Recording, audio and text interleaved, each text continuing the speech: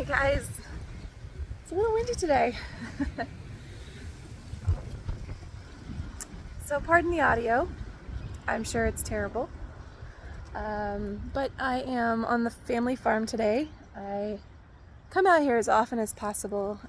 My family has lived on this same land for over 150 years at this point.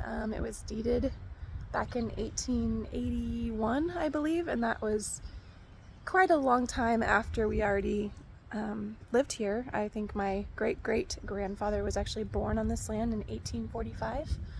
So we've been here a long time, and I don't know, something about land that you know that your family has come from for that long. There's just a tie there, you know, even if it loosely binds, there's still a tie that binds. Something about this land.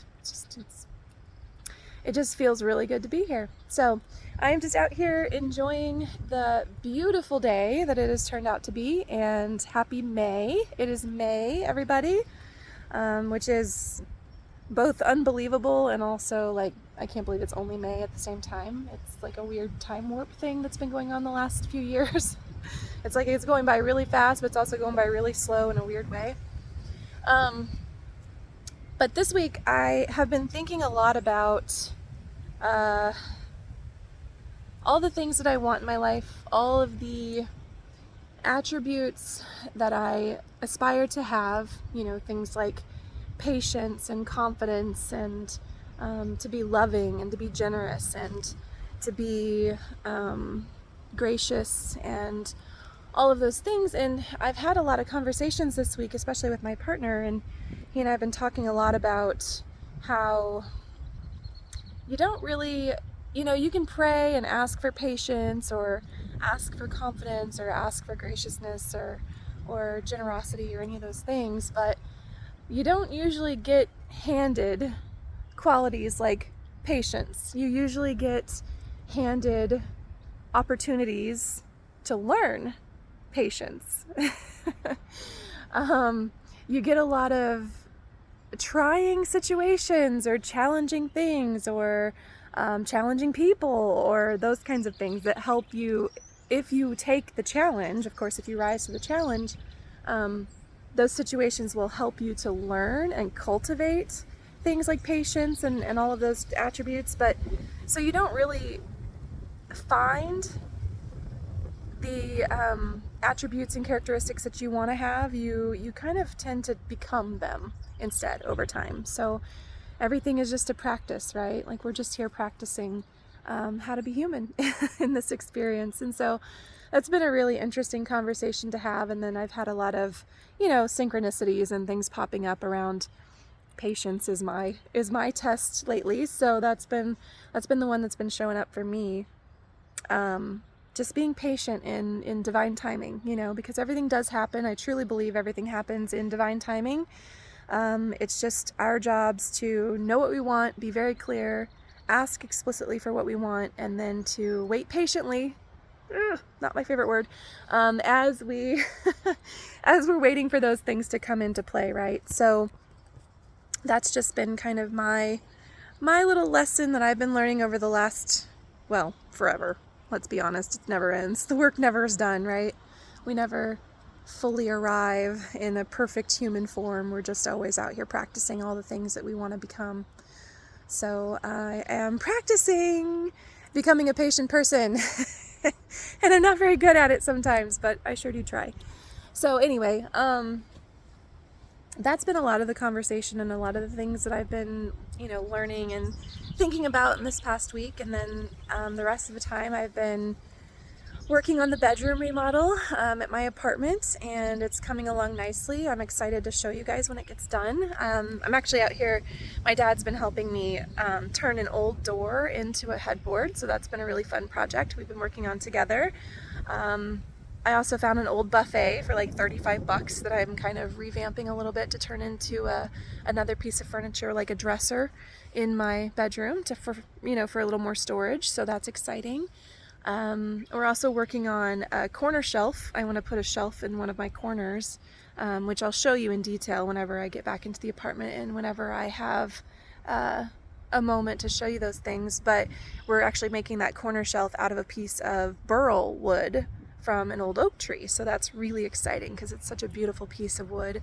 And if I can, which I probably can't here, but maybe on social media later this week or something, I'll upload a picture of this beautiful piece of burl wood that we're working with, that I've been sanding on and polyurethaning today, and it's pretty much ready to go now. But it's amazing the difference that just a little bit of sanding and poly can make with a piece of wood. It really brings out that beautiful burl, burl swirls and the fun little markings that are in that wood that make it so beautiful. So that's been fun. It's always fun to work on projects with Dad. He's so incredibly talented when it comes to, figuring out any problem essentially, but with woodworking particularly, that's kind of his passion. And so I'm always the one with the vision. I'm always the one that's like, hey, I found this old antique door that I want to turn into a headboard. And Dad's like, okay, sounds like a good idea. And he goes and does all the measurements and figures everything out. And then I just come along and help him hold boards and sand things and chisel some things. And he's kind of the mastermind behind the build, and I'm just the visionary person that says, this is what I want to do with this antique piece of crap. I want to turn it into something pretty, and Dad helps me do that. So it's always fun to work on projects with him. And that's just something I really love to do too, something that really lights me up. And it's, they're memories that I will never ever forget. And such a beautiful thing to be able to do that with my parents on projects. It was cute. Speaking of parents and projects, I got here and Mom came out with her hands behind her back, and she knew I wanted another apron. She's very good at sewing. She's an incredible seamstress, and she used to make some of my clothes when I was a kid. And she made some dolls for me before I was born that were just my favorites, Raggedy Ann and Andy. She made my baby quilt. She's been quilting a lot more lately. And anyway, so she knew I wanted another apron because I like to wear aprons when I cook sometimes. And I'm a little bit of an old soul. And she came out with her hands behind her back, and she pulled out this apron, and she's like, I just finished it this morning. And it is so beautiful, and she's so good. She's so talented too. And she's an incredible cook as well. So if I could just be half the human that my parents are, oh my God, I'd be doing okay. So